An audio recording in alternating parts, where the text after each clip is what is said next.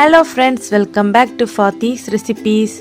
இன்னைக்கு நம்ம என்ன ரெசிபி பார்க்க போறோம் அப்படினா ரெஸ்டாரன்ட் ஸ்டைல் சாம்பார் எப்படி நம்ம வீட்லயே பண்றது அப்படினு தான்.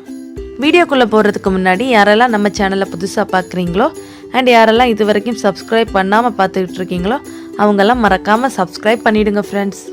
இப்போ எப்படி பண்றதுன்னு பார்க்கலாம். ஃபர்ஸ்ட் சாம்பாருக்கு தேவையான ஒரு அரைப்பு ரெடி பண்ணி எடுக்க போறோம். அதுக்கு நான் வந்து ஒரு மீடியம் சைஸ் தக்காளி கட் பண்ணி வச்சிருக்கேன். 2 காஞ்ச மிளகாய், 1 டேபிள் ஸ்பூன் பொட்டுக்கடலை, 1/2 டீஸ்பூன் ஜீரகம், 1/4 கப் அளவுக்கு தேங்காய் எடுத்து வச்சுக்கோங்க. இப்போ ஒரு மிக்ஸி ஜாரில் நம்ம எடுத்து வச்சுருக்கிற தேங்காய், அப்புறம் ஜீரகம், பொட்டுக்கடலை, காஞ்ச மிளகாய், தக்காளி எல்லாம் ஆட் பண்ணுங்கள். அப்புறம் 1/4 கப் அளவுக்கு வாட்டர் சேர்த்து நல்லா ஸ்மூத் பேஸ்ட்டாக அரைச்சி எடுத்துக்கோங்க. ஒரு குக்கரில் 1 கப் அளவுக்கு வாட்டர் சேர்த்துக்கோங்க. 1/2 கப் அளவுக்கு சாம்பார் பருப்பு நல்லா வாஷ் பண்ணி வச்சுருக்கிறேன். அதை இந்த வாட்டரில் சேர்த்துக்கோங்க. 1/4 கப் அளவுக்கு பாசி பருப்பு அதுவும் நல்லா வாஷ் பண்ணி வச்சுருக்கிறேன். அதையும் ஆட் பண்ணிவிடுங்க. இப்போ இந்த பருப்புக்கு தேவையான அளவு சால்ட்டு சேர்த்துக்கோங்க. 1/4 டீஸ்பூன் மஞ்சள் தூள், அப்புறம் 1/4 டீஸ்பூன் பெருங்காயத்தூள் இவ்வளவும் ஆட் பண்ணிக்கிட்டு ஒரு 2 விசில் நல்லா வேக வச்சு எடுங்க. பருப்பு நல்லா வெந்திருக்கணும்.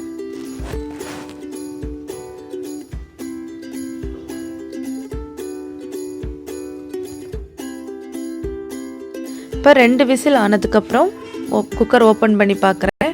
பருப்பு நல்லா குக் ஆகியிருக்கு. இதை செப்பரேட்டாக ஒரு பவுலில் எடுத்து வைங்க.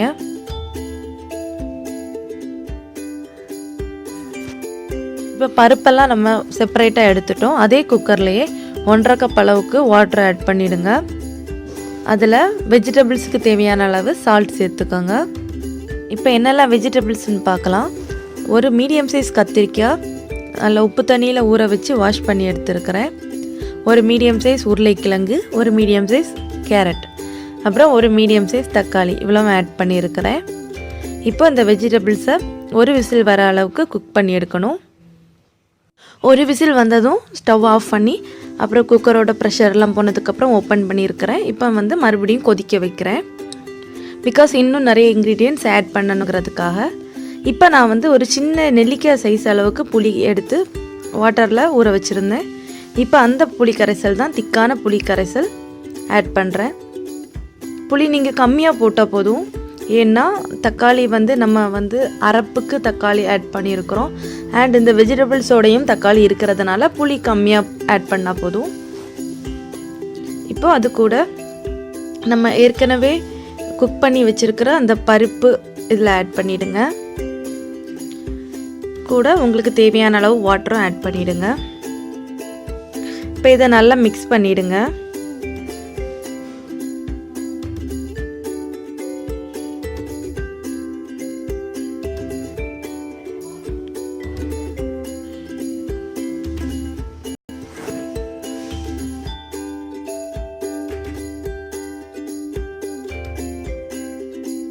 ஒன்றரை டேபிள் ஸ்பூன்லேருந்து 2 டேபிள் ஸ்பூன் வரைக்கும் சாம்பார் பொடி கொஞ்சமாக வாட்டர் ஆட் பண்ணி கரைச்சி வச்சுருக்கிறேன். அதையும் இதில் ஆட் பண்ணிட்டுறேன்.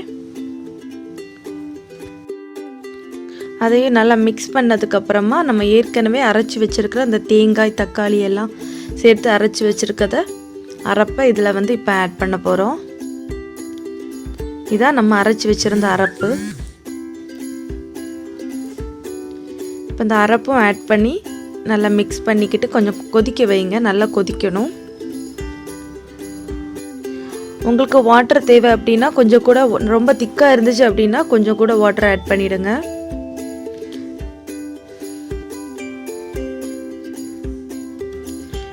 இப்போ இது நல்லா கொதிக்கட்டும். அது வரைக்கும் வெயிட் பண்ணலாம். இப்போ நம்மளோட சாம்பார் நல்லா கொதிச்சுக்கிட்டு இருக்கு. இப்போ 1/4 டீஸ்பூன் பெருங்காயத்தூள் ஆட் பண்ணிவிடுங்க. பெருங்காயத்தூள் இந்த டைமில் ஆட் பண்ணுறதுனால ரொம்ப டேஸ்ட்டாக இருக்கும். சோப் பண்ணி வச்சுருக்க மல்லி இலைகளும் ஆட் பண்ணி ஸ்டவ் ஆஃப் பண்ணிவிடுங்க. இப்போ சாம்பாருக்கான தாளிப்பு ரெடி பண்ணிடலாம். இந்த தாளிப்பு தான் ரொம்ப மெயினானது. தாளிப்பில் தான் சாம்பாரோட டேஸ்ட்டே இருக்குது. இப்போ பேன் ஹீட் ஆனதும் 3 டேபிள் ஸ்பூன் ஆயில் சேர்த்துக்கிறேன். ஆயிலில் 1 டீஸ்பூன் கடுகு சேர்த்துக்கோங்க. 1/4 டீஸ்பூன் வெந்தயம் சேர்த்துக்கிறேன். அப்புறம் 1/2 டீஸ்பூன் ஜீரகம் ஆட் பண்ணிவிடுங்க.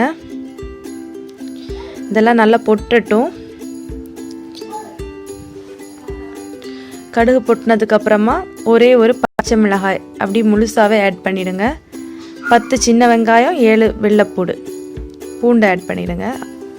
சின்ன வெங்காயம் நல்லா ஃப்ரை ஆனதுக்கப்புறம் 1 டேபிள் ஸ்பூன் கீ ஆட் பண்ணிவிடுங்க. கீ நல்லா மெல்ட் ஆகட்டும். கீ மெல்ட் ஆனதுக்கப்புறம் காஞ்ச மிளகாய் 2 காஞ்ச மிளகாயை பிச்சு போட்டுக்கோங்க. இப்போ காஞ்ச மிளகாய் நல்லா ஃப்ரை ஆகட்டும்.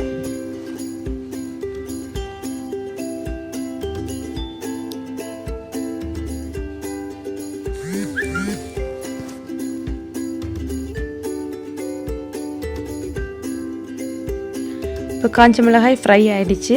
இப்போ 2 கொத்து அளவுக்கு கருவேப்பிலை ஆட் பண்ணிவிடுங்க. கருவேப்பிலை நல்லா ஃப்ரை ஆகட்டும்.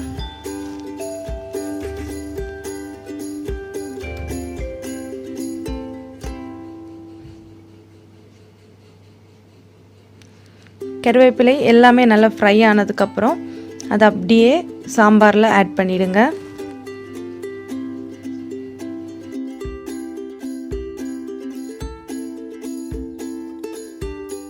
இப்போ நம்மளோட டேஸ்டியான ரெஸ்டாரண்ட் ஸ்டைல் சாம்பார் நம்ம வீட்டிலேயே ரொம்ப ஈஸியாக பண்ணி முடிச்சிட்டோம்.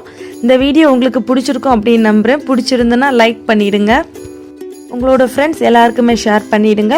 வீடியோவோட டிஸ்கிரிப்ஷனில் மசால் தோசையோட லிங்கும் ரெஸ்டாரண்ட் ஸ்டைல் பொட்டுக்கடலை சட்னியோட லிங்க்கும் கொடுத்துருக்குறேன், பாருங்கள். தொடர்ந்து நம்ம சேனலை பார்த்துக்கிட்டே இருங்க. இன்னும் நிறைய இன்ட்ரெஸ்டிங்கான ரெசிபிஸ் வந்துக்கிட்டே இருக்குது. வீடியோக்கு கீழே இருக்கிற ரெட் கலர் சப்ஸ்கிரைப் பட்டனை ப்ரெஸ் பண்ணி நம்ம சேனல் ஃபாத்திஸ் ரெசிபியை சப்ஸ்கிரைப் பண்ணிவிடுங்க ஃப்ரெண்ட்ஸ். அப்புறம் அது பக்கத்தில் இருக்கிற அந்த சின்ன பெல் ஐக்கானும் ப்ரெஸ் பண்ணிட்டீங்க அப்படின்னா நான் எப்போல்லாம் வீடியோஸ் போடுறேனோ அப்போல்லாம் உங்கள் மொபைல் நோட்டிஃபிகேஷனுக்கே வந்துடும். தேங்க்யூ ஃபார் வாட்சிங்.